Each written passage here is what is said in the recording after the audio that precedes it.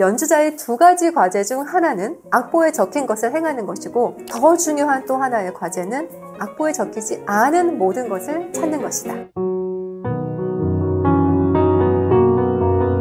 왜 그런지 알았어요. 바로 이 책을 읽고 이제 알았습니다. 그야말로 이 피아노 벤치에 바로 앉아있게 하는 거죠. 연습을 시키는 책이라고 할까요?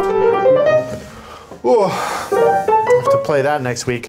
안녕하세요, 아니모입니다. 세상에는 수많은 피아노 교사가 있죠. 좋은 선생과 나쁜 선생. 과연 어떻게 구별할까요? 학생에 따라서는 좋은 선생이 나쁜 선생이 되게 할 수도 있고, 나쁜 선생도 좋은 선생으로 남을 수 있어요. 교사들은 이렇게 말합니다. 가르치며 신나는 학생이 있고 전혀 안 그런 학생이 있다고요. 오늘은 피아노와 피아니스트를 좋아하는 여러분을 위해 어떻게 하면 뛰어난 피아니스트가 될 수 있는지 얘기해 볼게요. 우리는 피아노를 그리고 피아니스트를 너무나 좋아하지만 그들이 과연 어떻게 여기까지 오게 되었는지를 일일이 알 수가 없습니다. 피아니스트가 자신의 실패를 드러내는 건 자신의 약점을 자백하는 것이니까요. 그러니 대부분은 자신의 성공을 이야기하죠. 그래야 PR이 돼서 설 무대가 많아질 테니까요. 그런데요, 자신이 지나온 삶을 여과 없이 고백한 피아니스트 제레미 댕크는 자신의 실패와 좌절을 속속들이 알려줍니다. 마치 고해성사처럼요. 저자인 제레미 자신이 6살부터 약 30살이 되기 전까지 피아니스트가 되기까지의 그 성장 과정을 극도로 자세히 이 책에 쏟아놓았는데요. 저자의 작가로서의 능력은 말할 것도 없지만 또 눈길을 끄는 건 그 자신의 콩쿠르 준비 과정, 그 혹독한 연습 시간들, 그리고 바로 레슨 장면이에요. 이 책이 약 550페이지거든요. 제가 이 책을 11시간 동안 줄을 그어가면서 꼼꼼히 읽었습니다. 물론 당장 피아노로 달려가서 쳐보고 싶은 그런 적이 한두 번이 아니었는데요. 이 책을 읽으면서 저와 연결된 부분이 너무나 많고 또 하나같이 저의 지적 호기심을 들추는 내용들이라서 여러 번 소름이 돋고 우연히 이렇게 많을 수가 있나? 정말 믿기지가 않았는데요. 제레미는 레슨 내용을 적은 레슨 노트를 보여주는데요. 제레미가 도흐나니의 연습곡들로 모차르트 연주에 깨달음을 얻은 이야기에 저도 공감을 했고요. 그리고 바르톡의 미크로코스모스는 저도 지금도 갖고 있어요. 정말 좋은 교재죠? 아니 그런데 이 남자 왜 이러는 걸까요? 이유를 아시면 아마 놀라실 텐데요. 연주하다가 오른쪽 객석 쪽을 습관적으로 보잖아요. 보이지 않는 음악을 찾는 포즈라고 합니다. 이게 살짝 치고 빠지는 약방을 만들 때 고개를 들고 좀 사선으로 바라보게 되었고, 제레미는요 죄르지 쉐복 교수의 레슨에서 바로 이걸 깨달았다고 하는데요. 쉐복 교수는 이렇게 말했죠. 음악은 음이 아니다. 음과 그 사이에 있다. 이 제레미는 이 책이 교사를 위한 러브레터라고 썼지만 저는 피아노를 사랑하는 모든 사람을 위한 러브레터라고 생각해요. 이 책에 제레미의 수많은 선생들이 등장하는데요. 어떻게 가르치는 것이 좋은 교사의 역할인가를 깨닫기 전에 레슨 시간에 우린 이런 것들을 좀 얻어가야겠구나 라는 깨달음을 줍니다. 즉 교사가 어떻든 학생은 무언가를 얻어갈 수 있다는 거죠. 제레미는 자신의 어머니가 어린 시절에 자기가 연주하는 베토벤 연주에 한마디 좀 뭐라고 했던 게 트라우마가 되어서 학생 시절에는 베토벤 피아노 협주곡을 잘 연주하지 않았어요. 어린 시절에 부모님은 선생님과도 같죠. 저도 초등학교 때 쇼팽의 즉흥환상곡을 공부를 해갔는데 선생님이 이 곡은 너한테 안 맞으니까 좀 다른 곡을 하자 이렇게 말씀을 하시는데 그 말에 다 클 때까지 트라우마가 됐어요. 그냥 그 곡뿐 아니라 쇼팽 곡 전체에 대한 트라우마로 번지더라고요. 그걸 극복하기가 좀 꽤 힘들었는데요. 결국 쇼팽은 지금은 제가 가장 사랑하는 작곡가가 됐죠. 선생님 덕분에 지금은 그렇지 않을 수 있게 되었다고 생각을 하게 됐어요. 피아노의 세계는 정말 잔인합니다. 피아니스트는 어릴 때부터 혹독한 레슨과 연습, 자아를 뒤흔드는 극심한 혼란과 후회, 또 질투 등 말할 수 없이 복잡한 그것들을 짊어지고 가기를 스스로 원해야 하는 인생을 살아야 해요. 그저 열심히 한다고 해서 콘서트 피아니스트로 살아갈 수 있는 게 아닙니다. 제가 미국에 있을 때 얘긴데요. 줄리어드를 졸업한 피아니스트가 실제로 뉴욕의 한 오피스에서 타자를 치면서 비서 일을 하더라고요. 음악가가 된다는 것은 어쩌면 먹고 살 수 있는 기반을 영영 갖지 못할 수 있다는 걸 의미하기도 하고 또 그걸 감수할 정도로 음악을 사랑해야 합니다. 쏟은 시간과 노력에 비하면 가장 가성비와 시성비가 낮은 직업인데요. 그래도 음악을 사랑하는 마음과 또 연구하고 배우면서 이치를 알아가고 깨달음을 얻는 그 순간들을 위해서 지금도 정말 수많은 피아니스트들이 고군분투하고 있습니다. 이 책에서 제레미는 자신이 만난 여러 피아노 선생과의 그 레슨에 대해서 자세히 기술을 하고요. 또 그가 만난 지휘자, 바이올리니스트 등 음악가들 뿐 아니라 여자친구, 부모님, 심지어 할아버지 등 한 예술가의 주변의 모든 사람이 결국 그 예술가를 만들어낸 교사이면서 그들과의 시간도 또한 레슨 시간이었음을 깨닫게 합니다. 이 책의 본래 제목은 이 오선보에서 줄을 읽는 법, 그러니까 EGBDF, 즉 Every Good Boy Does Fine을 한국어인 이 레슨이 끝나지 않기를 이라고 번역을 한 건데요. 제레미가 레슨을 받으면서 이렇게 말하죠. 이 레슨이 끝나지 않기를. 네, 저는 그가 말한 이 레슨이 인생, 삶의 레슨이라고 생각해요. 가족과 친구, 동료들과 이 시간이 끝나지 않고 오래도록 함께하기를 바라는 마음이죠. 사실 이 책을 읽으면서 한국엔 이런 선생이 없지 하다가 한국엔 이런 학생도 없지 이렇게 이 두 가지 생각을 계속 왔다 갔다 했어요.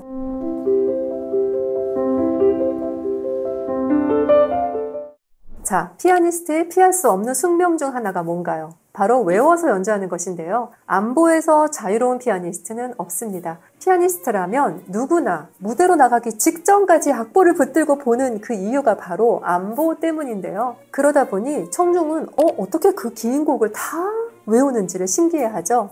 방법은 바로 이겁니다. 일단 연주를 시작을 했으면 끝까지 완주를 해야 하잖아요. 제가 이 카페에서 이 책을 보다가 한 문장이 너무 웃겨서 실제로 웃음이 터져버렸는데요. 뭐였냐면요. 밧줄을 타다 말고 아래를 내려다보았다. 너무나 공감되는 표현이었어요. 이 밧줄 위에서는 밧줄 위만 생각하고 앞으로 가는 것에만 집중을 해야 하는데요. 아래를 내려다본 순간 그 밧줄 길에서 나온 것이죠. 즉 연주를 하다가 집중이 흐려지는 순간 음악에서 흐트러져 나오는 것인데요. 연주를 멈추고 잃어버린 그 지점에서 어디로 가야 할지 몰라서 헤매고 있을 수는 없잖아요. 그럴 때 제레미는 기억의 정류장, 메모리 스테이션으로 가라고 말합니다. 어린 시절 배운 방법이라고 하는데요. 이 곡마다 중요한 선율이 나오거나 아예 아주 어려운 테크닉으로 무장된 패스지 또는 소나타라면 발전부 시작이나 재현부 등 확연히 구별되는 지점들이 있잖아요. 이 곳들을 마치 버스 정류장처럼 숫자나 이름을 지어놓고 표시하는 거예요.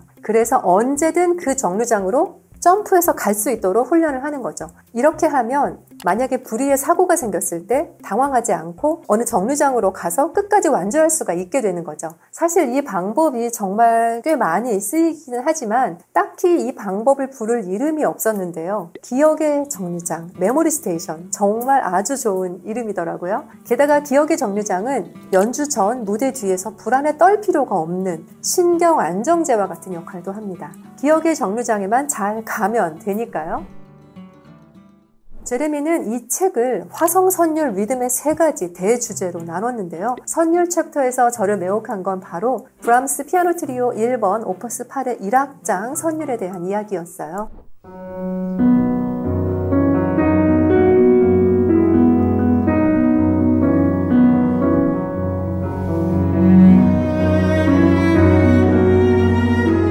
제레미는 이 선율이 브람스에게 너무나 소중했던 선율이었다고 말해요. 실제로 브람스가 영적으로 깊이 사랑했던 클라라 슈만을 위해서 이 곡을 직접 연주하면서 그녀를 위로하고 응원해 줬으니까요. 질문이 있습니다. 이 선율은 왜 이토록 우리의 애간장을 끓게 할까요? 제가 이 곡을 연주하면서 선율이 별다를 게 없는데 어쩜 이렇게 애간장을 녹일까 하고 좀 막연하게 생각했었거든요. 왜 그런지 알았어요. 바로 이 책을 읽고 이제 알았습니다. 이 선율 속에 숨겨진 매력 알려드릴게요. 그 답은 바로 파시도레미파로 가지 않고 파시도레파미로 가기 때문이에요.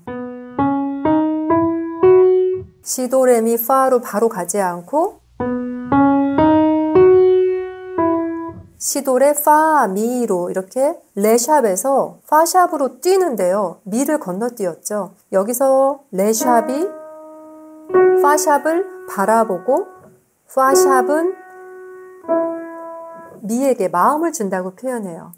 이것을 선율의 영혼이라고 말을 하는데요.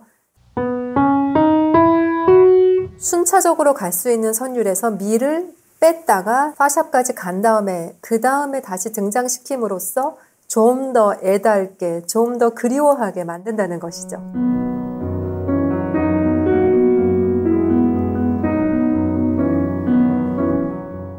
그래서 우리가 이 선율을 들으면 애간장이 녹는 그런 느낌을 받았던 거예요.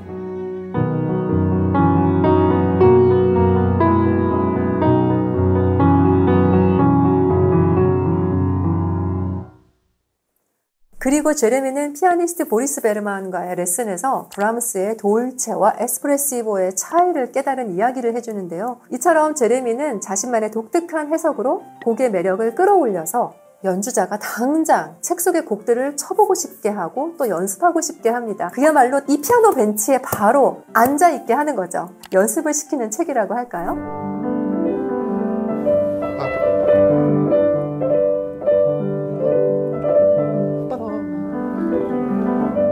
이 악기 연주라는 것이 단순한 신체 운동인가요? 아니죠. 손가락이 잘 돌아가는 건 기능적인 측면이고요. 그 악기를 대하는 사람이 끝없이 고민하고 또 고뇌해야 합니다. 즉 악기 연주란 끝없는 두뇌 활동입니다. 여기서부터 점점 커져서 3마디 후에 포르티시모로 소리를 내야 돼. 어떻게 하냐면 이렇게. 레슨 시간에 대체로 이런 대화가 오가잖아요. 어떻게?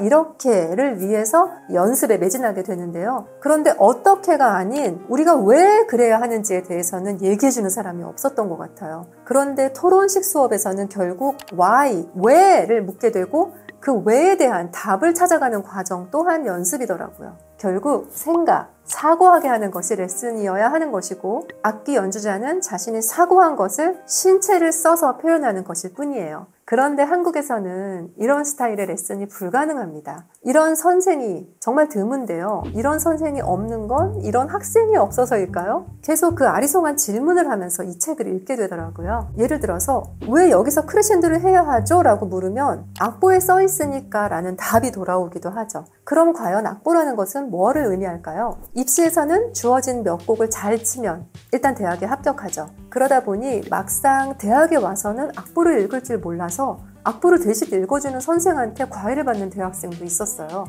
심지어 모차르트였어요. 이렇게 악보는 던져두고 뒤로 듣고 연주하는 학생에게 악보의 중요성을 한마디로 이렇게 표현합니다. 신을 만날 수 있는데 왜 목사의 설교를 듣고 있지? 이 말은 제레미와 함께 연주한 첼리스트 스티븐 이셜리스가 한 말이에요. 이셜리스도 이 책에 등장합니다. 악보는 그만큼 중요하다는 것인데요. 모든 질문에는 질문 그 자체의 답이 있듯이 바로 악보에 답이 있다는 것이죠. 제가 이 책을 읽으면서 가장 소름이 돋았던 부분이 바로 악보에 관한 것이었어요. 악보는 정말 중요하다면서 제레미가 이 책에서 내놓은 최고의 음반은요, 바로 임윤찬 씨의 2024년에 새로 낸 음반인 쇼팽 에튜드에서 임윤찬 씨가 직접 거론했던 피아니스트 이그나츠 프리드만의 쇼팽 에튜드 오퍼스 25의 9번 연주입니다. 제레미는 한 챕터 전체를 털어서 프리드만의 연주에 대해서 이야기하는데요. 그의 연주가 눈이 부실 지경이라고 표현합니다. 제가 생각하는 이 책에서 가장 중요한 문장도 바로 이 챕터에 나옵니다. 연주자의 2가지 과제 중 하나는 악보에 적힌 것을 행하는 것이고 더 중요한 또 하나의 과제는 악보에 적히지 않은 모든 것을 찾는 것이다. 악보 위의 것과 악보 아래의 것을 알려면 악보를 알아야 하고 머리로 생각하고 사고해야 합니다. 프리드만의 쇼팽 에튜드 연주와 임윤찬 씨의 연주에 대한 이야기를 다룬 이 다음 영상도 꼭 보시기 바랍니다. 스포츠든 콩쿠르든 승률을 높여야 하죠. 콩쿠르는 그저 더 많이 연습한다고 되는 게 아닙니다. 좋은 전략이 있어야 하는데요. 물론 모든 일엔 운도 따라야 하죠. 이 전략이라는 건 첫째, 특정 간격, 그러니까 4년에 한 번 또는 5년에 한 번 열리는 콩쿠르 등의 참가 시점을 자신의 나이와 잘 맞춰 계산해서 점점 중요한 콩쿠르로 나아가는 것이에요. 이 콩쿠르마다 나이 제한이 다르거든요. 둘째, 나라는 상품을 가장 잘 드러낼 수 있는 곡을 골라서 프로그램을 효율적으로 짜야 하는 것이죠. 셋째, 한 번에 여러 콩쿠르를 지르바처럼 막 나가서 입상 확률과 효율을 높이는 것 등의 전략이 있을 수 있는데요. 연습할 시간도 부족한데 이런 계산까지 하고 있으려면 선생과 주위 사람의 절대적인 도움이 필요합니다. 솔직하게 주저하지 않고 내게 의견을 말해줄 사람이 내 주위에 있는지 잘 찾아보세요. 제레미도 콩쿠르를 나가기 위해서 협주곡을 정하게 되는데요. 피아노 협주곡에 대한 솔직한 의견이 이 책에 써 있습니다. 예를 들어 모차르트 협주곡으로는 좀 우승하기 어렵다. 맞아요. 사실이죠. 제레미는 너무 쉬워서 그렇다라고 하는데요. 사실 아름다움을 알리는 것과 피아니스트로서 뭔가를 보여주는 건 다른 일이죠. 슈만의 피아노 콘체르토도 너무 아름답지만 콩쿠르용은 아니다라고 해요. 동의하시나요? 리스트 협주곡은 뭔가 얇고 뻔하고 옥타브 뿐이잖아요. 혹시 여자를 꼬시려면 라흐마니노프를 연주해라 뭐 이렇게도 하고요. 그런데 프로코피에프 피아노 협주곡은 좀 과감하긴 한데 마르타 아르리치가 이미 다 해버려서 뭐 더 할 게 없지 않니? 뭐 이렇게도 말합니다. 결국 제레미가 무슨 곡을 골랐냐고요? 책에서 한번 찾아보세요. 그런데 결과는 낙방합니다. 그 이유는요, 제 생각에도 선곡이 잘못됐던 것 같아요. 콩쿠르에서 이 곡으로는 좀 우승을 하기 힘들 수 있습니다. 이 책에서는 제레미가 마스터 클래스에서 만난 첼리스트 야노스 시타커, 왼손 피아니스트이죠. 레온 플라이셔와의 이야기도 들려줘요. 그리고 이 책에서 꽤나 많은 논란거리들을 나누는데요. 브람스 피아노 협주곡 2번과 라흐마니노프 피아노 협주곡 3번 중 뭐가 낫냐고 질문을 하는데 답이 없는 질문이죠. 550페이지에 담긴 수많은 글자 중 어느 것 하나 허투루 쓴 게 없었고요. 제가 이 책으로 배운 게 너무 많아서 일일이 노트를 하지 않고는 배길 수가 없더라고요. 각 장에 소개된 플레이리스트를 찾아서 다 들으며 음악 설명을 하나하나 따라가다 보면 정말 시간이 어떻게 가는지 모를 정도였습니다. 이 영상으로 여러분께도 즐거운 배움의 시간이 있으셨기를 바랍니다. 피아노의 바다에 빠져있는 피아니스트, 애호가, 또 교사들에게 둥둥 떠다닐 조각배 같기도 하고 또 먼 바다를 헤쳐갈 거대한 유람선과도 같은 이 책이 주는 레슨이 정말 끝나지 않기를 바랍니다. 제레미의 바램처럼요. 뛰어난 피아니스트는 어떻게 만들어질까? 저는 피아니스트 안인모였습니다. 꼭 구독해주세요. 고맙습니다.